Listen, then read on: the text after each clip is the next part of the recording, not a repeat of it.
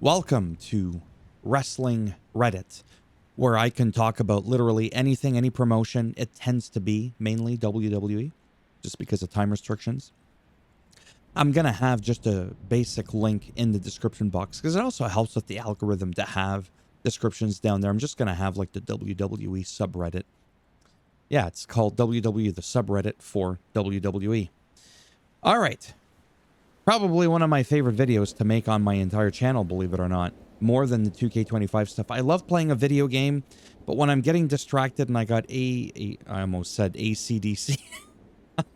I have ADHD, OCD, and a bunch of other stuff going on up there, and that's okay. I like to joke about it, and I'm allowed to joke about it. This I like because it's dynamic. I'm not being distracted by anything. I don't have to write notes down and go, so on Monday Night Raw, Seth Rollins curb stomped CM Punk. And then, yeah, it's pretty cool. Like, I like doing that too because I chose to do that. The highlight recaps for the shows to keep people in the loop for the few people that want to get into that. But this is more badass in my opinion. I don't know what this was supposed to be. More badass in my opinion because it's just dynamic. It can really open up dialogue for conversation, and it's a lot more fun debating and arguing about the wrestling world than it is the political world, which is incredibly divisive. I mean, I like doing that too, but this is a lot more laid back. So let's just jump into it. Becky Lynch doesn't like the Hogan surname on her. Becky Lynch questions why she gets compared to scummy person like Hulk Hogan when addressing the Becky Hogan meme. Didn't even know this was a thing. By the way, no, I'm not sponsored by Dr. Pepper. Black & Decker Pecker Record. Okay, so this is zero sugar, but it tastes the same as the diet. They both have no carbs, no sugar, so it's definitely good for me. Yeah, I just thought it was interesting. I did the same thing with A&W root beer. Zero sugar. And it tastes just as good as the diet. Pepsi and Diet Pepsi, they taste wildly different. I prefer the Diet Pepsi. Coke and Diet Coke, I prefer the Coke, but I won't drink the Coke because there's a shit ton of carbs and sugars and all that. I'd rather get some aspartame in my drink. Random rant. This is what happens with my brain. Back to the topic at hand. My nose, and I quote, my nose doesn't sit perfectly straight anymore. My shoulders popping out. I got scars on my arms. All of this because of what I've given to the industry. Like, I wear the scars of what I've done on my body. I wear them. I wear them with pride because of all I've given back. And these people go around, they compare me to this scummy person on earth. After everything I've done, after everything that I've done for them. Now, I don't know if this is kayfabe or not. Me personally, no matter what you think of Hogan, talking about earlier about, being divisive with politics, he could be very divisive in terms of his past racial comments.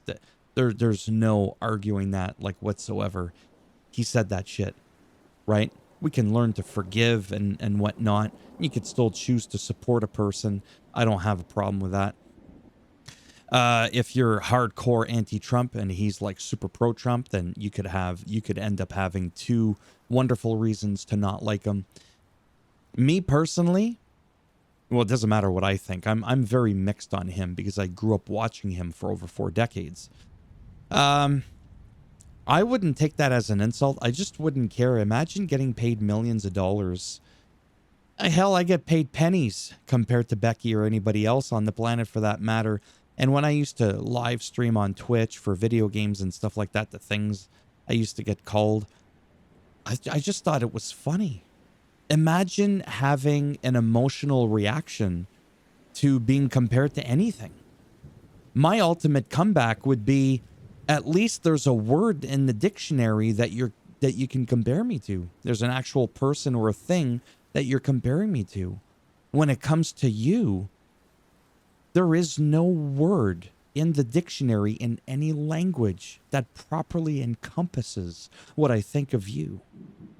And I always do that line because it's original, it's unique, and it tells exactly a pretty quick and to the point story. That they're a useless dingleberry shit stain. So yeah, I just don't get this, honestly. Not only that, he's sacrificed so much for the business. He's got the scars. You know that all those leg drops, the 5 million leg drops he's dropped, has also severely injured his back. So think what you want of him. He's given his life and his body as well to the business a lot more than Becky Lynch has. And he still goes around. He's still pretty jacked. He's an old guy. He's still working out. He's not really on TV anymore at all. Like, he's not like relevant, like current, but yet he's still living the lifestyle. And I think that's great, honestly. Probably spent a little more time on this one piece here than I was expecting, but here we are. Peep number 3 is cross-turning into a baby face.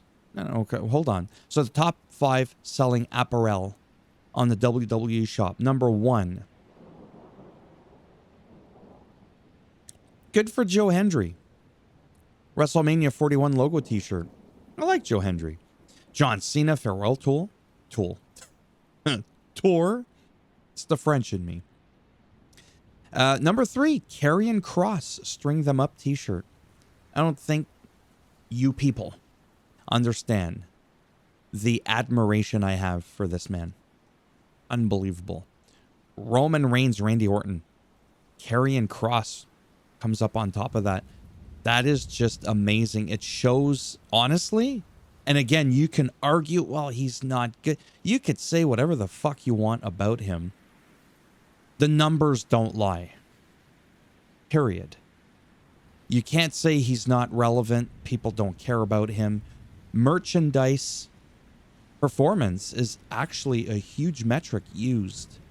And I'm very proud of him. He's now in a documentary. He teaches jiu-jitsu. I'm into martial arts. Maybe I'm a little bit biased because I've spoken to him personally on Twitter. Yeah, I still call it Twitter. And he said if I ever go down to Florida to visit, I can go to a school, you know, say hi to him. Obviously in between classes, not to disrupt and stuff like that. So maybe I'm a little bit biased. No, but in all seriousness, this is awesome. Very, very great. I've said it. You know that expression, I've said it once, I'll say it again. I've said it 10 times, I'll say it an 11th time. Chelsea Green got fucked. And I'm not saying she should hold on to the title forever, but as a member, these are gimmicks. It's entertainment. And I know I'm really, really harsh on Zelina Vega, and I don't know sometimes 100% why. Sometimes a person just, whatever. And that's, no offense, how I feel about her. I'm not saying she's not good. I'm not saying she's not a great addition to the LWO, you know, faction. I think she's great. She can wrestle decently. Don't think she's championship caliber. Well, she is now, so you can argue with me all you want, and that's fine. And then Chelsea Green goes, your abs look good, but you suck. And I agree with that. And that's, like, not kayfabe. Simple as that. Funny enough, Dutch Mantel. Did I say his name right? Who I love, and then I don't even know his name. Shows you how much I love him. He's got a podcast. He's amazing. He also thinks it was a mistake to put the title on her. Mistakes happen. It happens. I don't have much else to say about that. We never got to see his full potential. Bray Wyatt will always go down as the biggest what if in WWE after going through multiple character changes, then released and then returned. And that's true to WWE, but sadly it was cut short, obviously, when he passed away August of 2023. It's going to be almost 2 years already. I always thought that he could have reached his full potential in the Triple H era without Vince telling what to do with his creativity and been a huge key for the Wyatt Six. But with no doubt, if he was alive, he would finally not had his work ruined by him. Yeah, so naturally, that I agree with that. One of the biggest what ifs. Reinvented himself. Just amazing in and out of the ring with people, how he treated people. Just like, wow. Speaking of Bray Wyatt and the Wyatt Six, it's alleged that Bo Dallas, Uncle Howdy, his real brother, just in case you don't know, right? Like, I don't know what you people know. You know, for the 3 people that are watching. What was I going to say? He's injured. So allegedly, they don't even want to bring any Wyatt Six whatsoever until Bo Dallas, Uncle Howdy, is ready to come back. I like them a lot. I know a lot of people that love Bray Wyatt, that love the Wyatt family, absolutely hated the Wyatt Six. I still feel in some ways like Braun Strowman should have been thrown in with the Wyatt Six, honestly, because he's one of the OGs. He is. Yeah, definitely very sad. Is there anybody who actually believes Pat McAfee has a chance of backlash against Gunther? If so, please genuinely inform me as to why. I believe the two should have an incredible match together and bring the house down, but I see no world where Pat wins. I think he should only just come close and then ultimately lose. Definitely interested to hear others' opinions on how this match should go through. It's pretty simple. He doesn't even really need to do well whatsoever. The only thing he needs to do is just go in there and do the very little that he can do against a man as imposing as Gunther. He got attacked. He defended Michael Cole, came to his rescue. He's an absolute underdog. He's not capable, but it doesn't matter because he's got balls of steel and he's doing his best to defend himself. Did it work out that great for him? No, but at least he stood up for himself and his friend. That's literally all this little mini storyline is about. That is it. In life, you can be, bullied by someone that you know is stronger than you. You can run away and duck them because, especially if you didn't do anything wrong and you're bullied for no reason. There's no shame in that. Not everybody's a fighter. Now, if you start shit and then you can't finish it and then you run away when you finally have somebody you tried to pick on that kicked your ass and now you're running away, well, of course that makes you a little bitch, obviously, right? Just wanted to be clear on that. So this here is nothing more than that. It's a storyline that people can maybe relate to in some ways, right? There's always somebody out there bigger, better, and stronger and faster than you. And he knows this. Pat McAfee knows this, that he is not going to do well, but he's confident. He's going to go in, and that's it. It's just as simple as that. Again, this is about entertainment. It doesn't have to be believable, but what could be believable is somebody knowing they can't really do much, but they're still going to do it because they just don't give a shit. They're not a chicken shit. Again, shouldn't say not chicken shit because it would be okay if you were nervous. Like, who knows how, oh my God, Wade Barrett would react. Wade Barrett's a former frickin' wrestler. Imagine if it was Wade Barrett or Corey Graves. He's got the neck injury. Pat McAfee was never a wrestler, but it's also one of his biggest passions and his dreams to have been a actual superstar, not just on the commentary. So it could also be giving us that realistic angle that some of us can maybe relate to, and as well having it so that Pat McAfee can have his moment. Really, I think it's just as simple as that. Good idea? Bad idea? Well, that's subjective, right? Is the color green better than the color yellow? Subjective. New belt to debut at Backlash for John Cena. I mean, it's right there. ShopWWE.com. John Cena's Farewell Tour 2025 St. Louis Spinner Championship replica title belt. I almost fumbled again. Interesting. So if they have this, will they actually have him, again, have a new belt? It's hard to say. I think it'll really depend on how long they plan on having him have the belt. I think that might be a giveaway. Would you not agree? Say they come out with this. Oh, then it's like, oh shit, he's going to have that shit until the end of time. And then he's just going to walk off with it and retire with it as the champ, as being undefeated. Or something like that. I don't know. If they don't do it, well, then it could just go either way. This is just to be a replica, commemorative, whatever it's called. Whatever. Souvenir thing. So just because they're doing this doesn't necessarily mean they're going to do the real thing. But they could very well. For sure. Pete Dunne cut his hair. He was done. but he didn't shave the rest of his hair.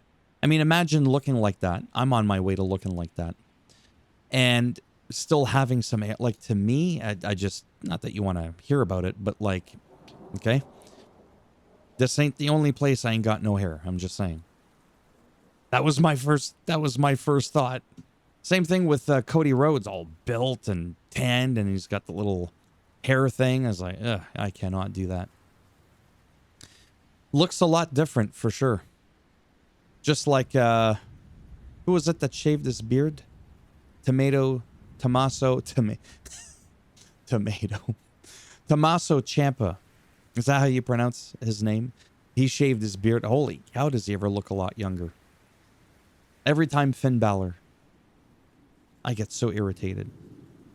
I remember when he was a Universal Champion, and especially his matches against Bray Wyatt. Oh boy, he could be standing equally to Roman Reigns, Seth Rollins, LA Knight.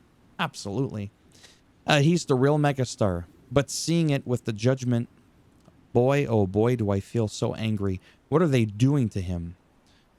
What you guys say. He deserves so much more, and he's underrated as he can be. So this I've mentioned a couple of times before.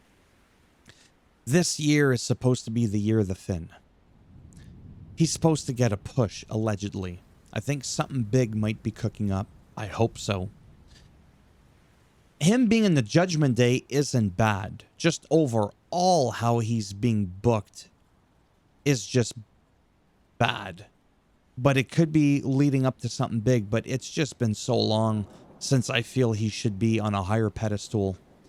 Really, really should be on a higher level. They're doing him dirty. Literally. They really are. Again, not because he's with Dom and JD and all that. It has nothing to do with that. I really hope something big happens for him. Absolutely. Because he was the first ever Universal Champ, in case you forget. And he got injured when he got buckle bombed outside against the railing, the padded railing where the fans are, from Seth Rollins. And he had to relinquish the title. I believe it was to Cactus Jack. Bang, bang. Mankind, Mick Foley, whatever you want to call him. And he never, ever bounced back from that. And that is the very unfortunate thing in the business. They could see you as the guy, you get injured, you come back, you're never the guy ever again. Speaking of which, Braun Strowman reportedly wrestled for nearly a decade despite being 15% paralyzed in one of his legs, which could explain a little bit of the, the wobble, but he got himself in much better shape, trimmed down. I loved Braun, his energy, everything about him. He wasn't just like a regular big guy.